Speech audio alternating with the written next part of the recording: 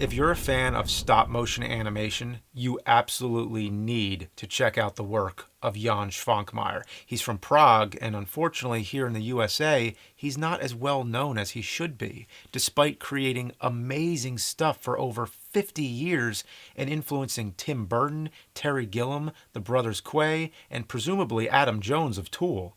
I went through a phase in college where I made sure everybody I knew saw these, and since then, I haven't really kept at it. So now I think it's time Cinemassacre pays tribute to Jan Švankmajer.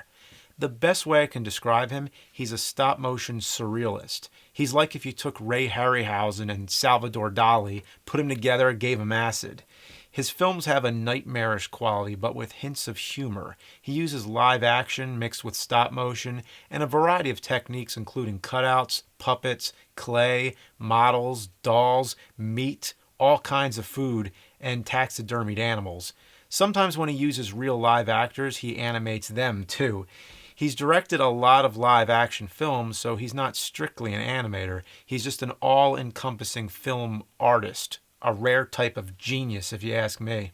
One of his greatest skills is editing. The way he rapidly cuts images together, combined with exaggerated sound effects, creates an exhilarating, mind-warping experience.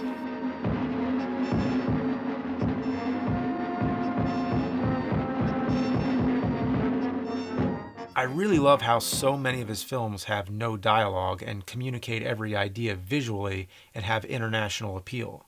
He's adapted the works of Edgar Allan Poe, Lewis Carroll's Alice in Wonderland, Goethe's Faust, and also his own original avant-garde material. I'm mostly a fan of his short films beginning in the 60s. Later in his career, he steered more towards feature-length films, which are mostly live-action with animated sequences. But if you're new to Švankmajer, I'd recommend 5 short films to get you started. These are my favorites: The Last Trick, Punch and Judy, Dimensions of Dialogue, Darkness, Light, Darkness, and Manly Games. Those are the English titles that I've come to know, so be aware you may find them under many different titles.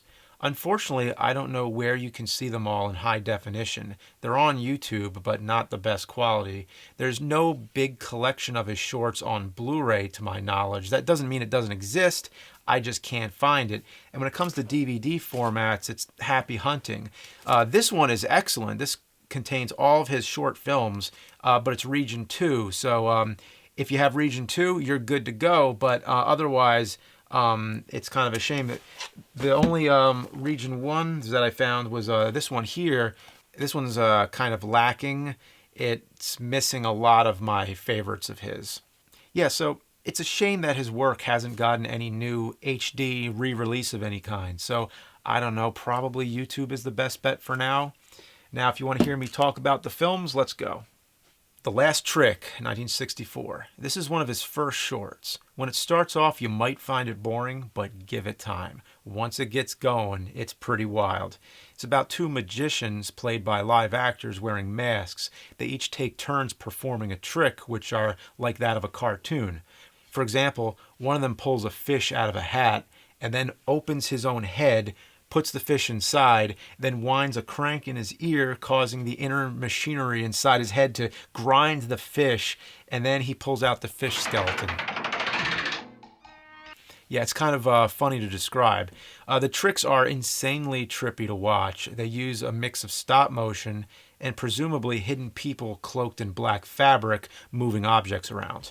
For each crazy trick, the editing is what sells it and makes it seem like everything that happens is one fluid chain reaction. And the cartoony sound effects keep to a rhythm where it almost has a relaxing effect. Each time they do a trick, the other magician will applaud him, but the subtext implies neither one of them likes being upstaged, and the tricks are competitive. As it goes on, they get angrier with each other as the editing and rhythm gets faster and faster until they're fighting and ripping each other to shreds. The editing gets so fast and so many textures flash by with horizontal and vertical lines juxtaposed, and by the time it's over, you feel like your brain has just been reset. Punch and Judy, 1966. This one begins with a creepy band of monkeys. I mean, just look at that. That face will come into your dreams at night. Every time they flash the close-up of the mouth, that always bothered me. And that weird carnival music that plays through the whole thing is so unsettling. The rest of the film is very different. It's two puppets, Punch and Judy, based on the traditional slapstick puppet show. They basically just whack each other with sledgehammers, but again, there's this very sophisticated editing and rhythmic musical feel. Almost like an old-fashioned factory beating away at an assembly line of products. But sometimes the soundtrack takes a chilling turn with sounds of strange whispers. All throughout, there's a tremendous sense of dark humor. Despite being so lighthearted and slapstick, the character at one point puts the other into a little coffin as somber music drones over you, as he lights candles over the coffin, like performing a funeral or a memorial for the character he just murdered, who doesn't stay dead anyway. And there's a real live guinea pig who, thank God, nothing bad ever happens to the guinea pig. It just hangs out and eats. But when you first see it, they show all these weird close-ups and you're thinking, oh no, what's going to happen? But nothing does. So what's the point of the guinea pig? Who knows? So overall, it's like a creepy version of a slapstick cartoon. So the next film, Dimensions of Dialogue, 1982. This one's probably one of his most influential. Terry Gilliam put it in his top 10 best animated films of all time. It's two faces that evolve through several forms. They start out as compilations of pieces of fruit and vegetables, plates, pots, and pans, and silverware, which is already pretty cool how you can make a face with all those different objects.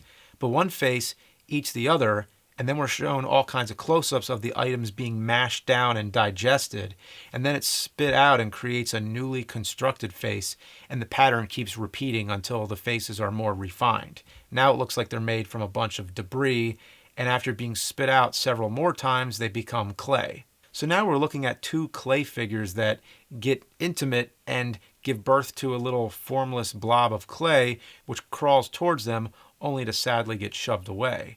Then the two main clay characters start fighting with each other, clawing the clay from their faces, which is a spectacular, gory effect.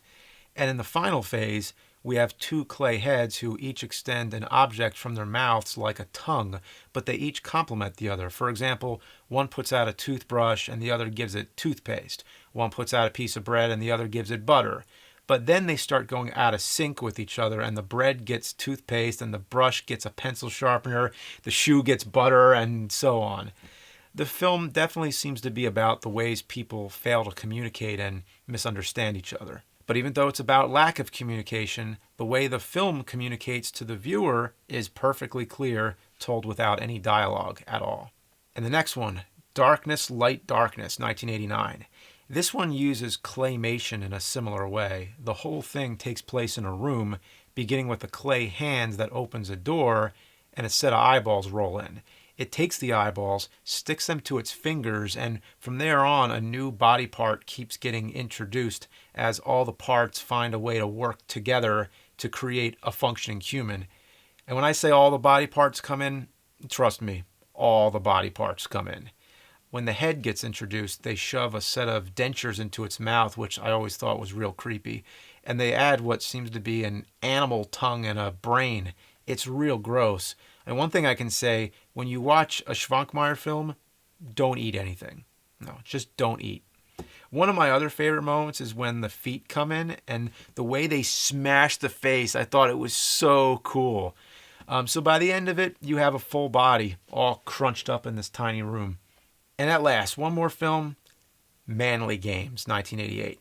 This might be my favorite. However, it's not the best to start with. I would say if you're having a little marathon, put this one on at the end because you need to be mentally prepared. When it begins, you might have your doubts. It uses a lot more live action than the others. It's just a guy sitting in a room watching a soccer game while drinking beer and eating cookies. Real boring. But that boring setup is what makes it pay off so well. So it goes into this pattern where it will cut to the players on the field and they're all cutouts, like Monty Python style.